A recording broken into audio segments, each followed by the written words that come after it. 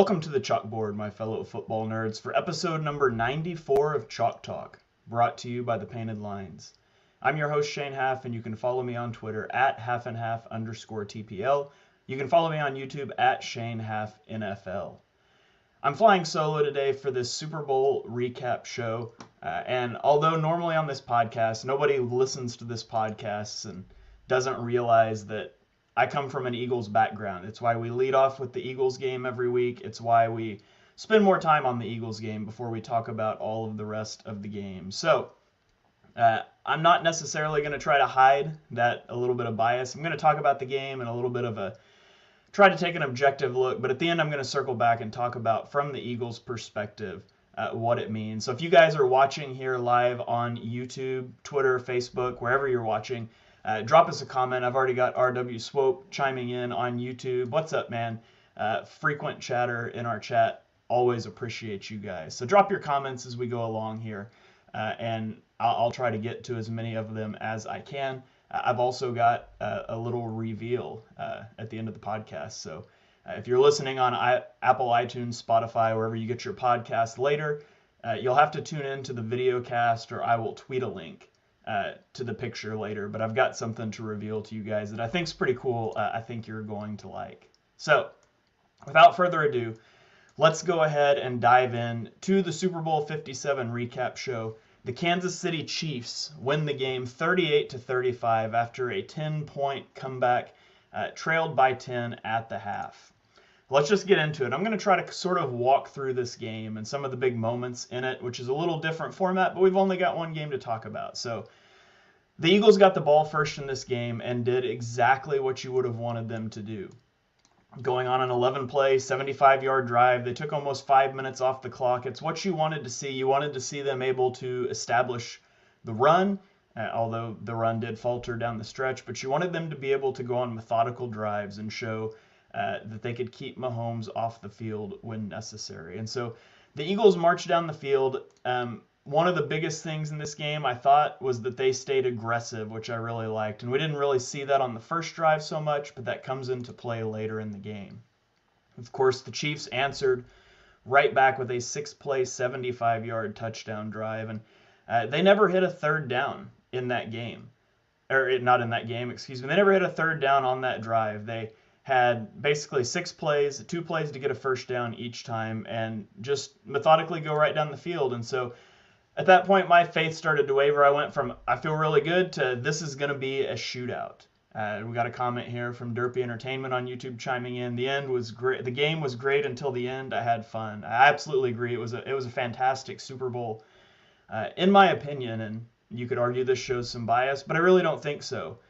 I would argue that this was the best Super Bowl since 2017 from an entertainment standpoint. There's been, some games that were a bit of a slog. Last year's game was pretty good, but I would say this one was better. So I thought it was a really good game. But so the Chiefs answered back with that touchdown, and now you think, okay, we're going to be in for a barn burner in this game. And then the Eagles make a crucial mistake. They go 3 and out, and part of that is because of an offensive pass interference penalty called on Zach Pascal on the first play of the drive. It put them behind the sticks for a 1st and 20. I saw a lot of people confused about that play call, so I'll just do my best here to explain what happened. By rule, a receiver cannot block more than 1 yard past the line of scrimmage until the pass is caught. So it was a little swing pass out to Kenny Gainwell. Zach Pascal was past 1 yard blocking. That's a flag, OPI. You don't see it very often, but that's a flag. Now, people showed some screenshots of some plays where the Chiefs had guys blocking downfield, but as best I could tell on those screenshots, those were offensive linemen, and offensive linemen play by different rules. Eagles fans would be well aware with the illegal man downfield penalty. The rule for an offensive lineman is you can't go past a yard until the pass is thrown. So you can be more than a yard downfield blocking once the pass is out of their hand as a lineman. You have to wait until it's caught as a receiver. So that's the key distinction there. So anyways, it put the Eagles at a 1st and 20. And then I thought they had a questionable decision to run the ball on 1st and 20, and then they threw a short pass behind the line of scrimmage, and it got them to a 3rd and 14. I didn't really love that. I would love to see you be more aggressive, but it is what it is, and they punted the ball. And so now the Chiefs have the ball, and they drive down the field, and then you hit what I thought was a huge edge in this game.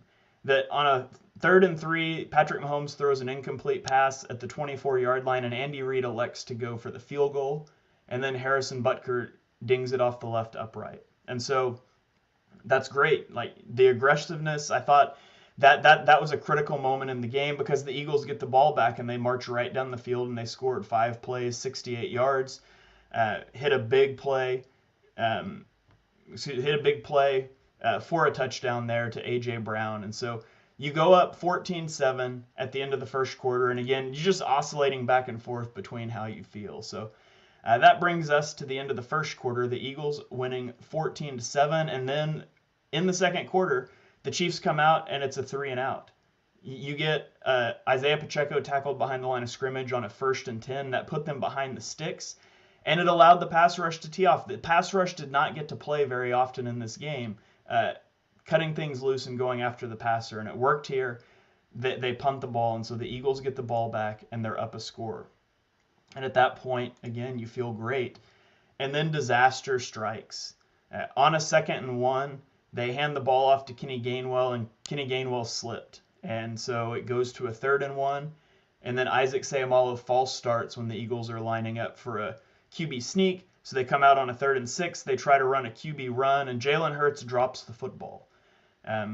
Maybe his hand got contacted. He was trying to switch hands as it happened, and the ball just comes out. Nick Bolton scoops and scores it for a touchdown, and that ties the game back up at 14. So really deflating there.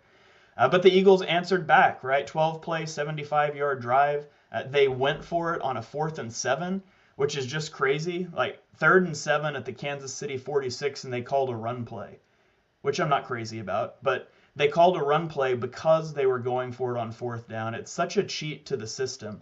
They did the same thing later in the drive on a 3rd and 3 at the 9-yard line. They ran it up the middle. Boston Scott gets a yard, and then they line up on 4th down to go for it, and they got a neutral zone infraction out of the QB sneak formation. They end up scoring a touchdown.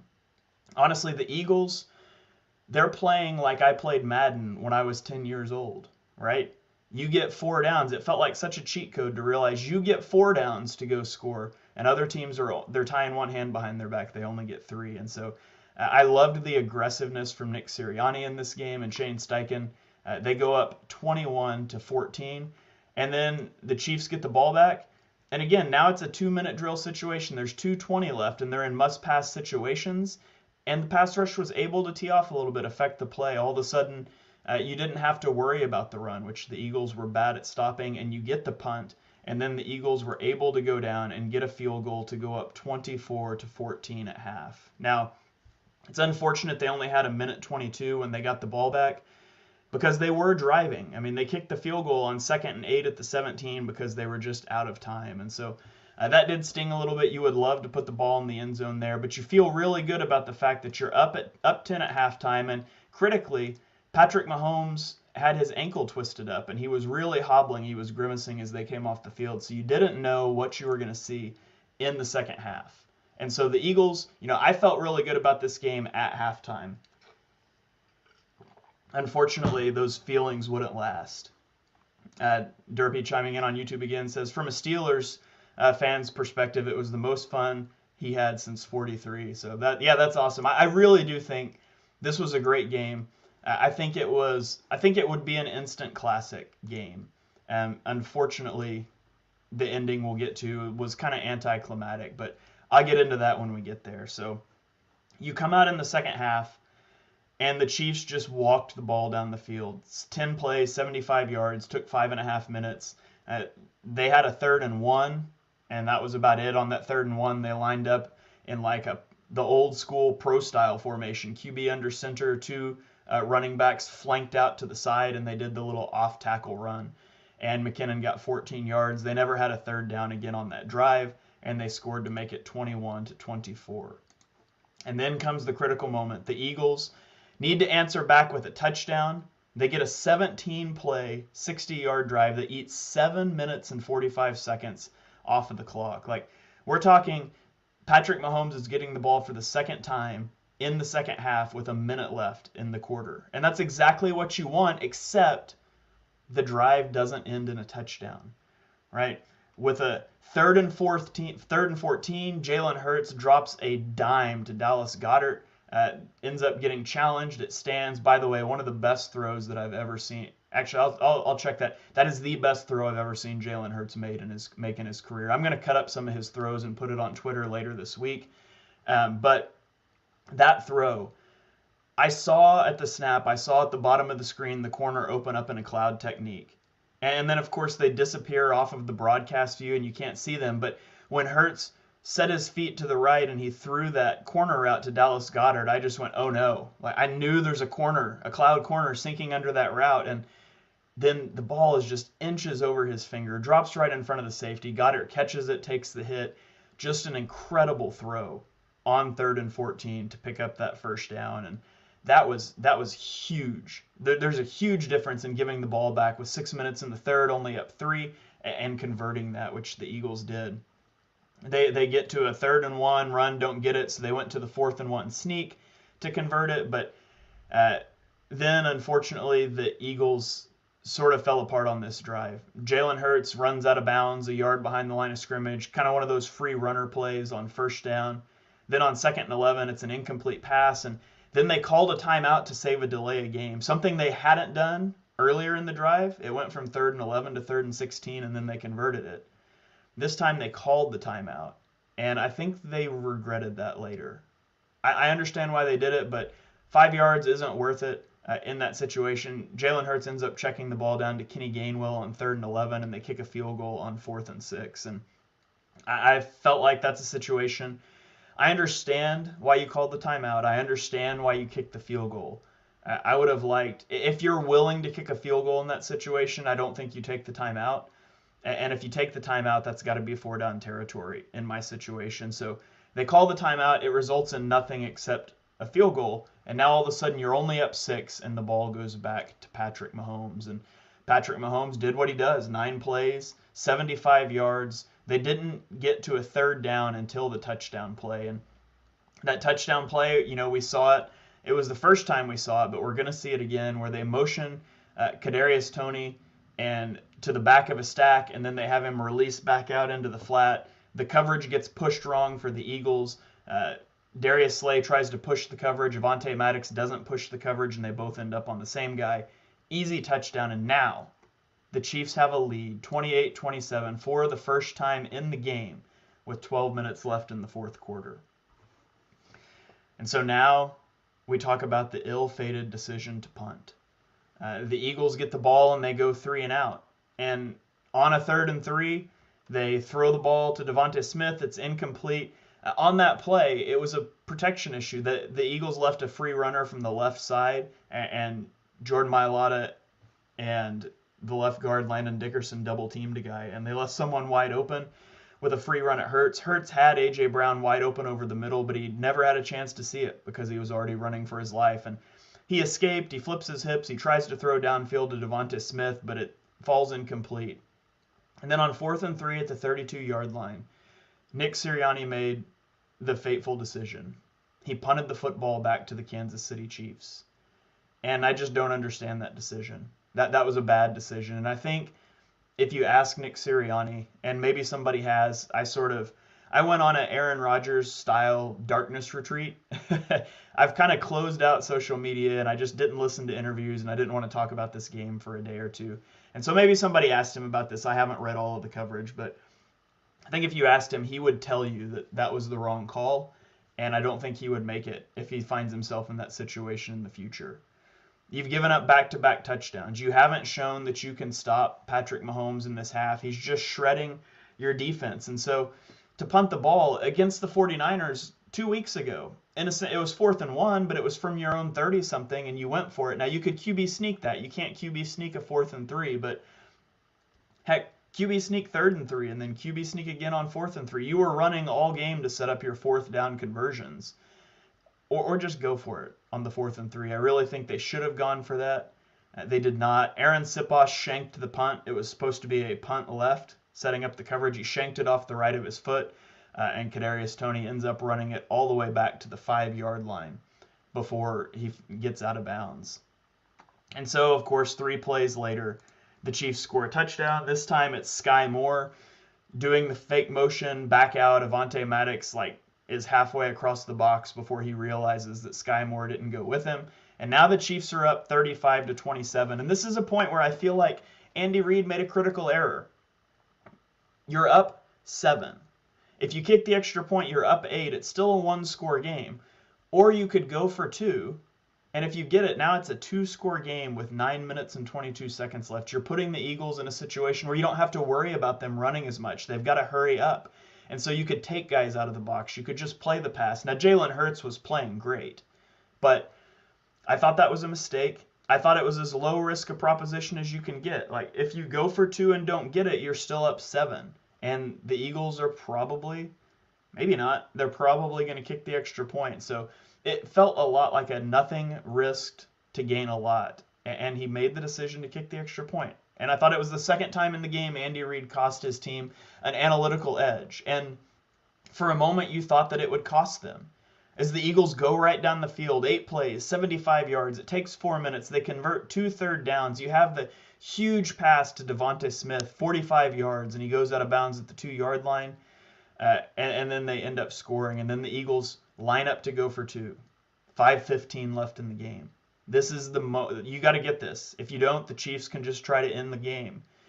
And they call just a QB power play. And there's a freeze frame on this clip that I'll tweet out later. But Jalen Hurts is contacted by 4 Chiefs defenders 1.5 yards from the end zone. And if you freeze frame that and you told me that Jalen Hurts got into the end zone, I wouldn't believe you. But it's incredible. He powers through into the end zone with the injured shoulder, I might add. He's rolling left. This is his right shoulder, his injured shoulder. Puts it down, gets into the end zone, game on the line, and he ties the game at 35. And so there's 5 minutes left. The only thing you can't do if you're the Eagles is allow the Chiefs to go on a long drive to end the game. Get a stop. Get your first stop of the half, and you're probably going to win the game. Give up a quick touchdown, and you get the ball last. That's what you need. But the Chiefs were just able to methodically move down the field. The running game was working. There was short passing. They did get to a 3rd and 1, and then Isaiah Pacheco ripped off a 10-yard run. And then you get down to the key 3rd and 8, right? Patrick Mahomes drops back to pass. Juju Smith-Schuster runs like a double move route. The ball's overthrown. It's incomplete. It's going to be a field goal with 1:54 left. And the flag comes out. And they called defensive holding on James Bradbury. It's an automatic first down. And it essentially let the Chiefs, they didn't necessarily kneel it out on the first play, but then they went ahead and knelt the ball out. And they kicked the field goal essentially as time expires. There were 6 seconds left for a Hail Mary for the Eagles. That flag just robbed this game of its instant classic. And, you know, we can debate whether or not it should have been a penalty. And, of course, Chiefs fans would tell you that was a penalty. Eagles fans would tell you that shouldn't be a penalty. And I'm not going to appeal to my thoughts on that. Instead, what I want to do is I want to appeal to the thoughts of Greg Olsen. Greg Olsen, a former offensive player, a tight end in the National Football League, who said on broadcast, a guy who would be biased towards the offensive players, he says you cannot throw the flag in that situation. And there were several other receivers, active players who came out on Twitter and said that shouldn't have been a flag. And, you know, whether that should be a flag or not, and yeah, you can show the freeze frame where he's got a little bit of the jersey, but the reality is you spend every game's officiated a little differently. You spend some time early in a game. You know, I played basketball, and when I played basketball, my thing was always that I was going to go out and I was going to pick up a foul in the first couple minutes of the game because I was going to figure out how much the officials would let you get away with. How much jersey could I grab? How much could I push off when I was driving? Things like that. And so I was going to push it as far as I could, find where that line was, get the flag or get the foul called on me in the first quarter, and then I was just going to take a little step back. All game, these guys were let play. Jalen Hurts attempted 38 passes. Patrick Mahomes, 27. That's 65 combined passes in the game. And the 65th pass was the first flag thrown on a defender. The first flag thrown on a defensive back. And it was not out of line with things that were let go during the rest of the game. And so I am not a big fan of the Well, you can't call it in that moment. You should officiate the last minute of a game the same way you did the first 59. But they didn't. We got ticky-tack in the last minute of the game. And that just feels like it was such rob job. Like, the minute 54 left. And instead of a team getting to kneel it down and kick an extra point as time expired, what if we kick the field goal and Jalen Hurts has a chance to lead a scoring drive? It's instant classic game. I'm not saying they would have won or lost. It would have just been a much more satisfying outcome. And so that was very deflating, and it does knock this game down just a little bit for me in how I end up feeling about it in the grand scheme of things. And listen, there are plenty of opportunities the Eagles had to win this football game. Don't punt the ball on 4th and 2. Stop Patrick Mahomes one time in the entire fourth quarter. Don't fumble the ball for 6. Don't kick a field goal from inside your own red zone. There were opportunities. But all week what I told you guys was that this was going to be a one-score game, and it was going to come down to who had the ball last. And a ticky-tack foul or ticky-tack flag thrown at the end of the game changed who got the ball last. And that's just disappointing, and it leaves a bad taste in my mouth in terms of just the overall feel of the game, the legacy of the game, how you think about it moving forward. It feels a lot like the Josh Allen, Patrick Mahomes game last year in the playoffs, where it went to overtime, and Josh Allen never got to touch the ball, right? And rules were changed because of that. The last time Jalen Hurts touched the ball, he threw a 45-yard dot to Devonta Smith, and then he powered through 4 defenders with an injured shoulder into the end zone. And he never touched it again. And that sucks. It sucks to see that. Let me go to a couple comments, and then I'll talk about a few stats here. We've got Derpy said, Patrick Mahomes' baby voice, be like, if honest into the camera, I'd like to thank the Academy and my pet zebras. Yeah, there's certainly some things there. We got Frank on Facebook said, NFL Network has been replaying it a few times already, and every time I see it, there's another play I see that makes a huge difference. The Sayamalo twitch, instead of a Hurt sneak for a first down, becomes the third down Hurt fumble TD. The delay game that stalled a big drive, getting a field goal. Yeah, there's a lot of edges. And there's a lot of edges, like I said, there's a lot of edges beyond that one call from an official. And that's why, James Bradbury, I respect him a lot, saying, yeah, I held him. I thought they were going to let that go. And he didn't say this, but it's because they let that go all game. And I expect them to step up and take accountability and not blame officials, because that's the kind of culture they are. That's the type of environment that's been cultivated in Philadelphia. So that didn't surprise me at all, and I'm very happy to see that being the approach that they've taken. So shout out to the Eagles for that. And shout out to the Chiefs, who played a fantastic game. Andy Reid had a fantastic game plan in this game. That touchdown that they ran a few times, that came from the game all the way back at the beginning of the season against the Jaguars, when the Jaguars scored a touchdown on that same thing. And so Andy Reid's one of the best offensive play callers to ever do it. Patrick Mahomes on a gimpy ankle, 21-27 for 182 yards, 3 touchdowns. He had a 96.4 QBR, which I believe I heard was the highest QBR in Super Bowl history. The Chiefs were able to run the ball, 6.1 yards per carry. And I said coming into the game that I thought the key for the Eagles would be, as crazy as this sounds, to stop the run and force Mahomes to beat them from the pocket, which sounds like a disaster waiting to happen, but it's a bigger disaster if you can never get them into must-pass situations. Travis Kelce, of course, always has good games, 6 receptions, 81 yards, and a touchdown. Juju had 7 for 53, and nobody else really did a lot through the air for the Chiefs. On the Eagles side, Jalen Hurts was 27 of 38 for 304 yards and a touchdown. He took 2 sacks. Both of those were scrambles out of bounds, just a yard behind the line of scrimmage. He had 15 carries for 70 yards and 3 touchdowns. Outside of him, there was no running game for the Eagles. The Chiefs said, we're going to stop the running game and make you beat us with your arm, and he did it, and he played a fantastic game. Devonta Smith had 7 receptions, 100 yards. A.J. Brown, 6 for 96 and a touchdown. Dallas Goedert, 6 for 60 yards. And then, of course, that super important fumble that was lost. So, statistically, great game, clash of titans. Obviously, the playing field, the playing surface was absolutely atrocious in this game. That was an embarrassment to the NFL. And I said that when the Eagles were winning by 10, that this is awful. And I do think that it impacted the Eagles' pass rush a lot. Obviously, both teams played on it, but the Eagles' pass rush was supposed to be their edge. It was what they had over the Chiefs. It was the nice matchup. But Josh Sweat and Hassan Reddick couldn't bend around the corner to rush. Their feet kept sliding out. And so with no pass rush, there was nothing. And a lot of people are upset at Jonathan Gannon, and I guess we'll talk about this now. Jonathan Gannon's the new head coach of the Arizona Cardinals. A lot of people are upset with him and his performance in this game, and I've been a Gannon defender throughout the year, and I thought his game plan coming into the game made sense. They played more man coverage than they've played this season because you're not super worried about their receivers.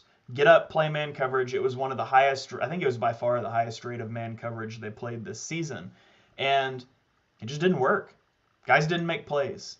Guys didn't stick on their receivers. And part of that's due to the pass rush. When you're able to hold the ball, if Patrick Mahomes wasn't doing quick game, he could hold the ball and extend plays because there was no pass rush. It's hard to cover. The pass rush and the coverage, they've got to be married together. So I thought his game plan coming in was good. My fault with Gannon in this game is that he didn't adjust. You've got to realize at some point your game plan is not working. You don't just keep doing the same thing and hope that eventually it's going to rectify itself and you're going to get that one stop. If you can't get a pass rush, blitz. And that's normally not what you want to do to Mahomes, but look at what the Chiefs were doing. They were bringing zone blitzes. They were simulating pressures. They were getting a free runner at Hurts sometimes, only sending 4 or sending 5. You could still get guys into coverage and get free runners that disrupted the flow. The third down before the 4th and 3 punt, A.J. Brown wide open and Hurts couldn't find him because there was a free runner.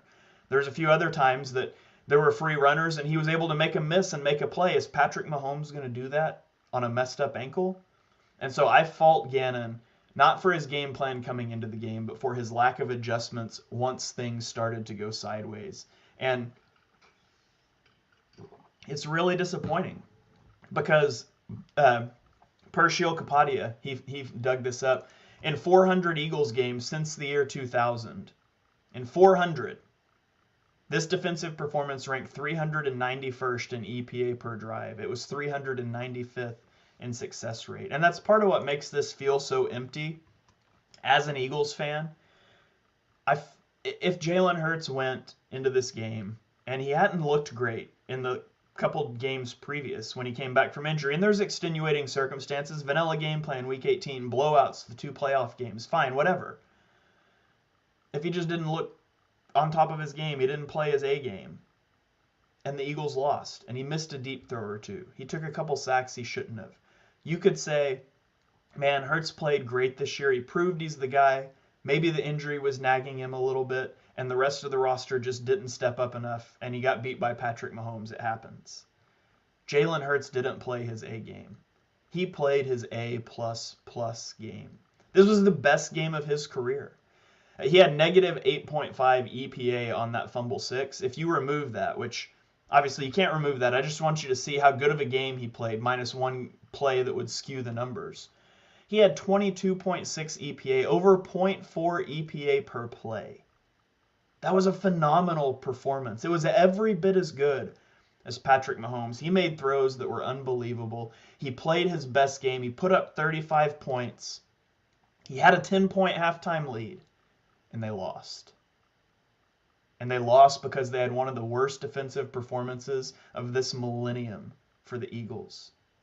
There's only been 9 games that the Eagles have played this millennium with worse defensive EPA per drive. Only 5 with a worse success rate. And that sucks. And it sucks. And now what? Now you got to move on to next season.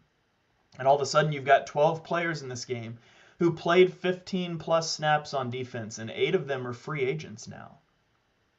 This is going to be a team with a lot of roster turnover on defense. You're losing your defensive coordinator. You lost your offensive coordinator. We'll talk about that in a minute. And now you're going to pay Jalen Hurts. And you're going to figure out what to do from there. And I've seen some qualms online about paying Jalen Hurts. It's over now, right?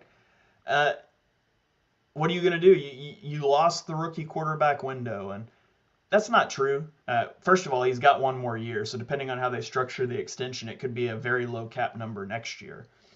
But also, if you look back at the Super Bowl winners that have the Super Bowl winning quarterbacks, and you think about their contracts, it's not a lot of guys on rookie deals. Let me go to a comment here.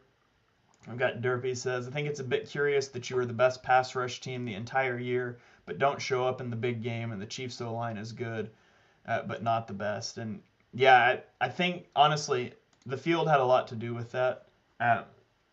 Guys couldn't rush off the edge. You got to be able to explode out of a stance, and you've got to be able to bend around the edges. And every time they tried that, guys just fell down. And so that sucks. That's where Gannon's got to adjust, and it's inexcusable that he didn't. But up here on the screen, I've got a list of Super Bowl winning quarterbacks. This year, Patrick Mahomes not on a rookie contract. Let's just stop when I get to a rookie contract guy. Matthew Stafford, 2021. Tom Brady, 2020. Patrick Mahomes, 2019. Tom Brady, 2018. Nick Foles, 2017. Tom Brady, 2016. Peyton Manning, 2015. Tom Brady, 2014.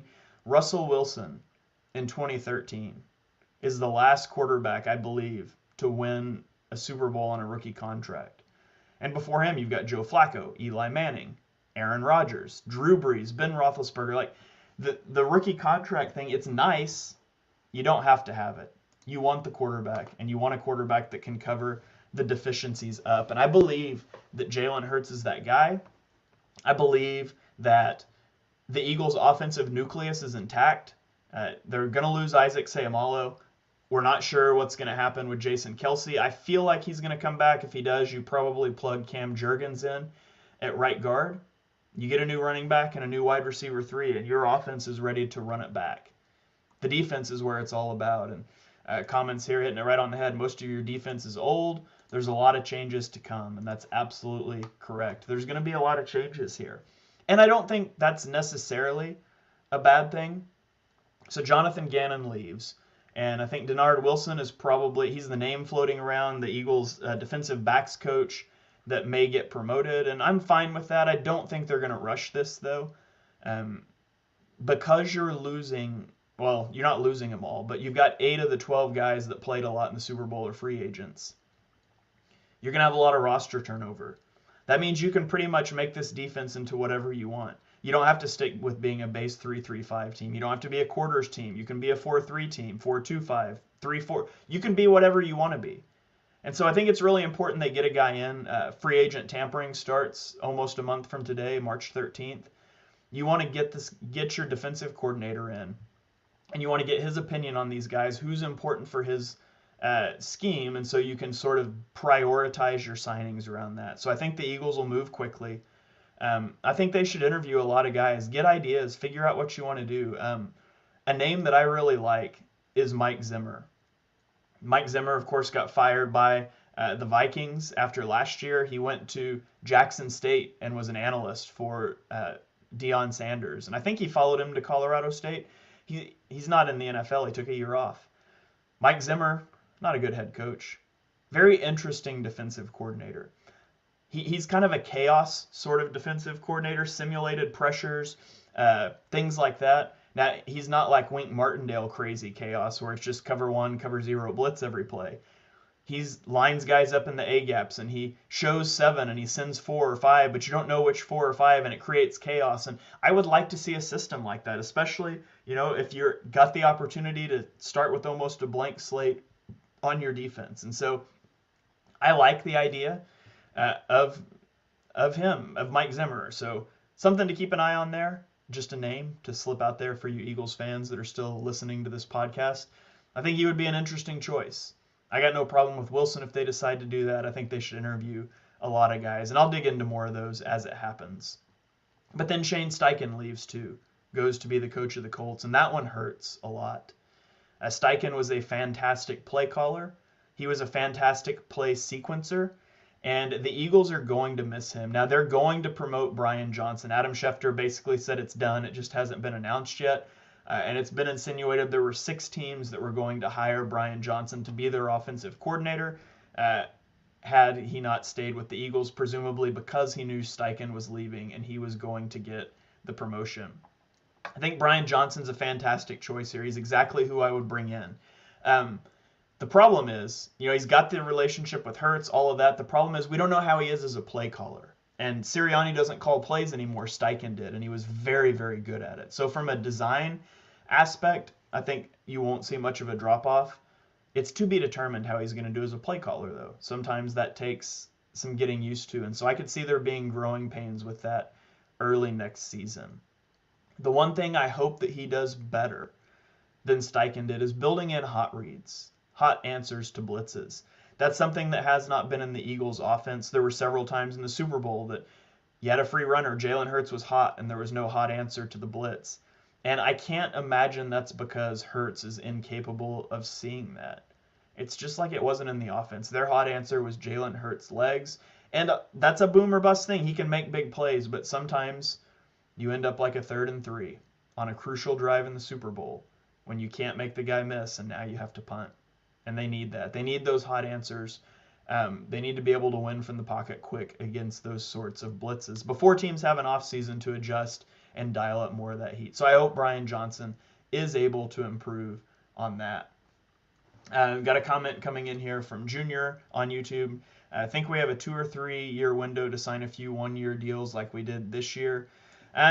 Salary cap is really hard to suss out. I haven't gotten into the nuts and bolts of that on over the cap and stuff, but I never worry about the cap with Howie Roseman. He's one of the best at managing the cap. The way he rebounded from the Wentz contract and other things, he does a really good job with that. So I'm not concerned about the cap. I think they're going to be able to make that work, and that's not really a big concern for me. So that's kind of my thoughts on the Super Bowl, what it means for Eagles fans moving forward. If you are a whole NFL podcast sort of person that listens to this for my takes on the NFL as a whole, don't go anywhere. This isn't turning into just an Eagles podcast, but hey, they were one of 2 teams that were playing in this game. So I'm going to have you guys covered. I'm going to start into draft shows next week. So next week I'm going to kick it off with a full first-round mock draft, and then we'll start doing top 5 position rankings. We'll do other off-season things as well, some creative shows, but it'll be